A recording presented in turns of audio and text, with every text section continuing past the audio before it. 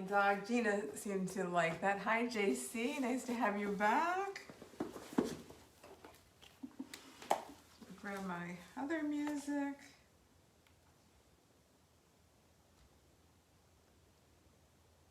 And so thank you so much for the silent applause. The emojis are back, fantastic, the hearts, I love it. So now I feel like I can really have fun.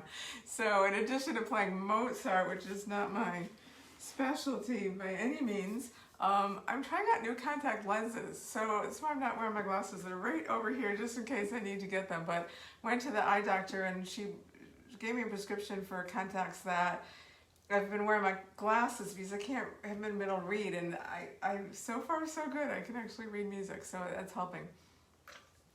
Hi Evelyn, and Maria, Lashana Tova, yes, Happy New Year. So the Jewish New Year started last night at sundown and went fabulous Zoom service. My niece is a rabbi, Rabbi Lori Maskin, so I went to her service on Zoom. I mean, I was home and enjoyed her fabulous service on Zoom last night, and then there's daytime Rosh Hashanah services today, and depending on what form of Judaism. I grew up conservative, doing 2 days of Rosh Hashanah. I don't do that anymore, so some people are also celebrating tomorrow. And then there's 8 days before we have Yom Kippur, and so it's a very holy time for the Jewish people in the Jewish religion. And next week I'm actually doing a program of Hebraic music, and I'll talk about that a little bit at the end.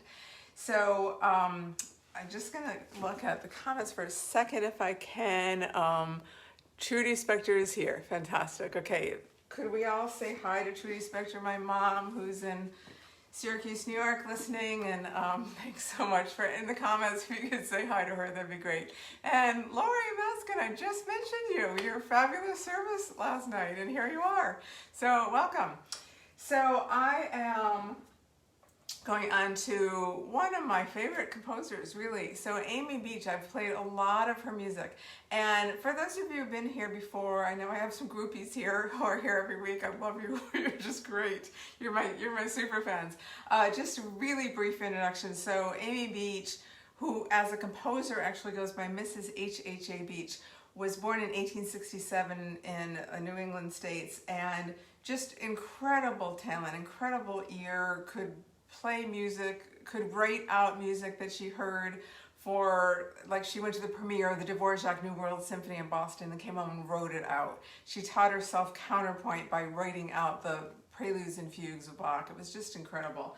So this is variations on Balkan themes, and this is a big work. It's about a half-hour work. I'm not doing the whole thing. I'm choosing different variations. But what's really unique about this is, unlike the Mozart, and unlike most theme and variations, so most theme and variations is you have one theme, like you did in the Mozart, and then you have variations on that theme. Not always so obvious. Some of those variations you might have noticed were more obvious of that theme than others. Sometimes it's inverted, it's upside down. This is a very different kind of work because she does 4 themes, that she does variations on those themes, goes into a beautiful, long, it's a funeral march, but it's so gorgeous, it's so it's just so much heart in it.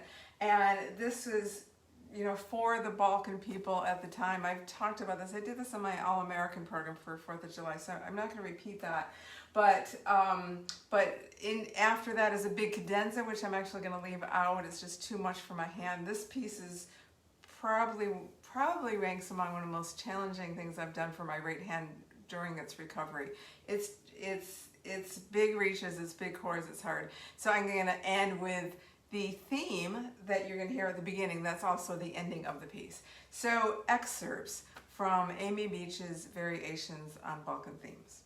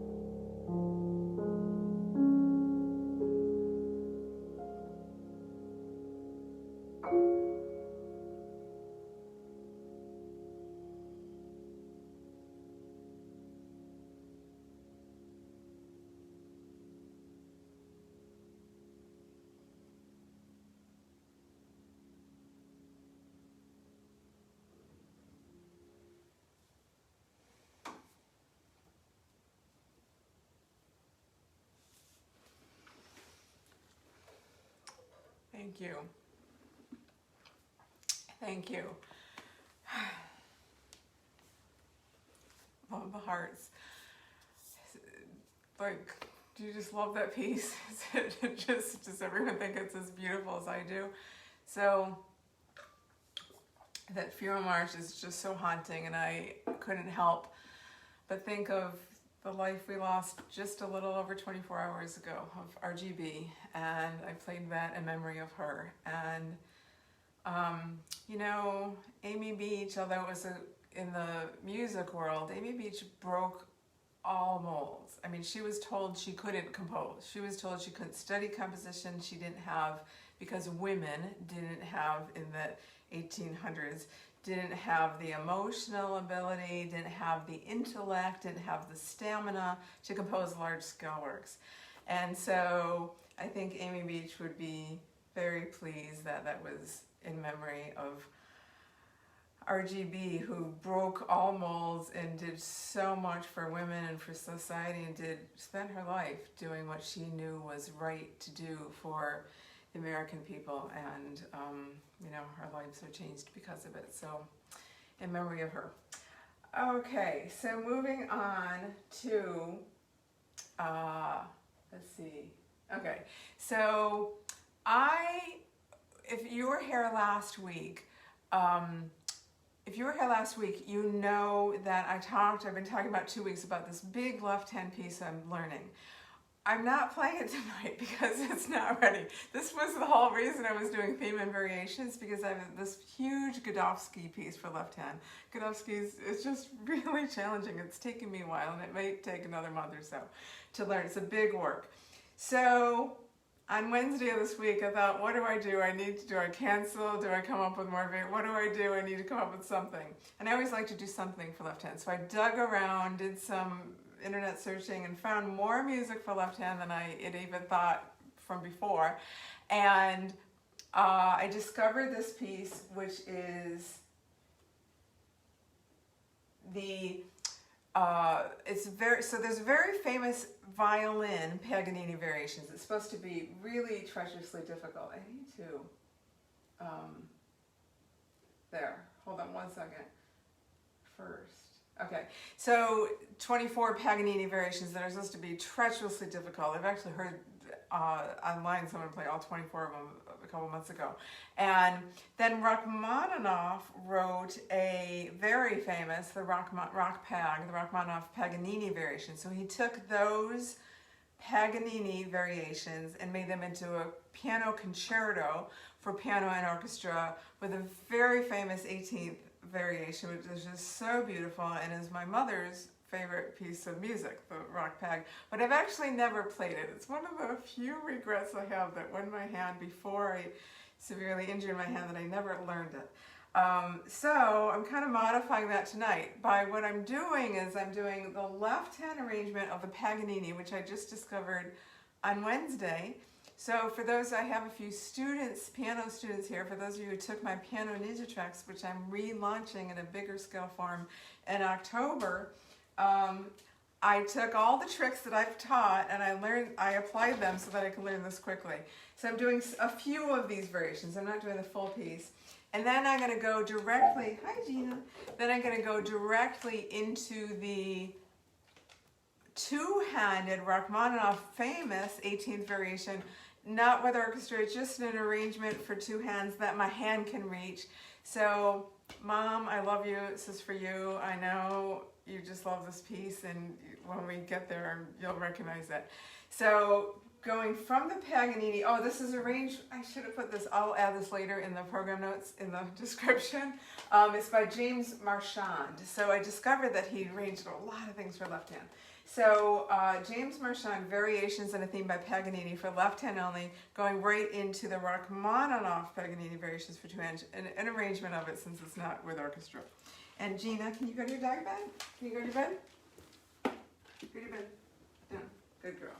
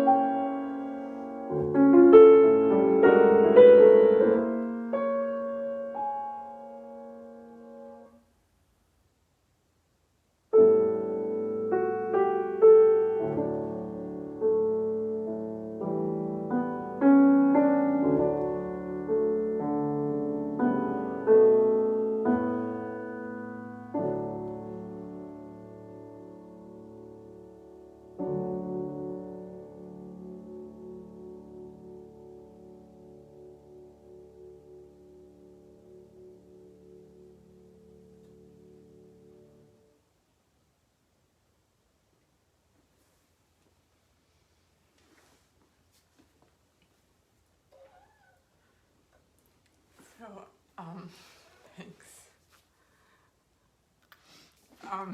Thanks, Mom. You can see why it's my mom's favorite. It's so beautiful. I just forgot my Kleenex. Thank you so much. And Mom and everyone else, thanks for listening every week. I appreciate it so much. You have no idea. It keeps me going. So I have some news to report that you may have heard. It's actually Facebook news. And I'll be updating you more if you're on my email list at lisaspector.com. I'll be sending out some surveys this week. Facebook recently announced, I don't know if you know this, Facebook recently announced they are not allowing live music events, anything called a live music experience, starting October 1st. Woo! So that changes some things. So that doesn't mean I'm going away. I'm not. I'm resilient. I always find a way. That's like my motto. Just always find a way. There's always a third door. And I have found a program called Crowdcast, and they're actually partnering with an organization I'm going to get involved with very soon. And again, it's going to be lots of new information on my email list. And I'd love to know in the comments, I know I have groupies here that are here every week, can you answer if you're, give me a 1, if you just post a comment 1, give me a 1 if you are willing to go to another format, and a 2 if you're not. And I will tell you, Maria, the reason music on Zoom sounds atrocious, like really atrocious. I can't play music on Zoom. Zoom is for talking. So Zoom is not a platform for music. It's a great, they're a booming business and they're great for talking, but it just doesn't cut it for music. So if you can give me a 1 if you're willing to go to another format, great, what you're doing is, and a 2 if you're not. Lori is fantastic, and Elena is fantastic, yay, and Carol Lee is, oh my God, that's very encouraging, and Tom, fantastic. So I will tell you, Joe is watching, so Joe, we're voting. Patricia Alexandra is great. Joe is fantastic. So I can't remember, I'm blanking, it's Crowdcast or Crowdcasting. The cool thing about it is it's just like Facebook. It is, in that Chelsea Lynn is really, I love these ones. Oh my God, it's so encouraging. So it's just like Facebook. You can chat, you can talk to each other, you can post comments. It's one-way communication, unlike Zoom. And so all that's really great. And also I can schedule events. I can actually schedule, it's not like Harry, you're searching for it. I can schedule it, and my mom is willing to. Fantastic. So I can schedule events so that, you can actually go on and see what's going on and what's coming up, and you'll have the link. So there will be some changes. I don't own Facebook, and it's a reminder that when you're on Facebook, they own everything you do. So I'm adjusting with the times. I am guessing this is, in my experience, this is the reason why. I mean, you think so many musicians are just like panicking right now. Even Joshua Bell, one of the biggest names in the classical music industry, is like, gotta watch this before October 1st, then it's gone away. So I have kept all of my lives on YouTube, so they're not going anywhere. But I just can't, after October 1st, I can't do new ones. When I live streamed, I think this is my 24th one since the pandemic, since the end of March, and I always get a note, like 95% of the time I get a notice from Facebook that some of the program has been muted in some countries because I don't own the rights, copyrights to it, which is not correct at all. I'm playing music that was written a long time ago. Anything written over 75 years ago is public domain. They do this all the time when I play Scarlatti or Bach, saying I don't own it. I mean, I'm not allowed to play it. Of course I am, it's public domain. But they're managed by artificial intelligence, and the theme sounds like something else, and musicians are copying other music, and they're doing cover songs, so they're probably doing this to protect themselves for legal purposes. So we're gonna make the most of it, and I'm so glad you're willing to come along with me. When I do this, I will give very clear instructions, and Cardcast, I think it's actually maybe even simpler than Facebook. So I will give you instructions on that. We do have next week though on Facebook Live, so that will be my last, it won't be my last Facebook Live. I can still go on Facebook Live. I just can't create a music experience for you. I can create an educational experience where I do some demo, because I do my classes on Facebook Live in groups. In private groups, so that's education is allowed. It's just a whole music experience like I've been doing is not allowed. So next week we just, I know many of you know, and I said at the beginning of the program, we're just started with Rosh Hashanah, the Jewish New Year, and then the most holy night of the Jewish year is Kol Nidra, the night before Yom Kippur, which is next Sunday night. And this week in between is a very holy time, and so I have found a beautiful arrangement. The Kol Nidra prayer is so gorgeous, and many synagogues often have cellists come and play it. I found a beautiful arrangement of it, for solo piano, and I've done it. I've accompanied cellists on it, but the solo piano is it's a Bruch piece, a Jewish composer. I'm doing that, and I'm doing a suite by Mio, who is a Jewish composer who wrote the 7-branch candelabra, and each movement is a Jewish holiday.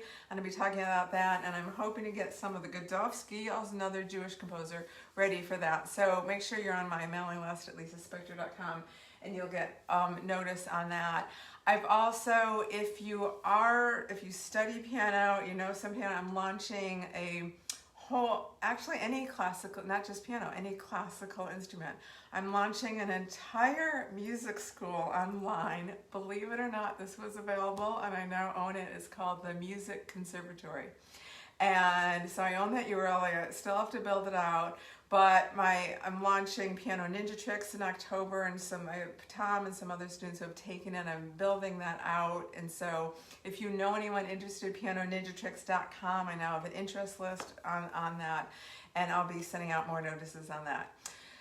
I wish you a safe week. I wish you a good week, and I look forward to seeing you next week. And even though it's our last Facebook Live together, it won't be our last live. I promise you I'll be back on live. I love doing this. There's nothing I'd rather be doing with my time, and I so appreciate you spending your time with us here and enjoying music. And thanks for sharing, starting watch parties, telling your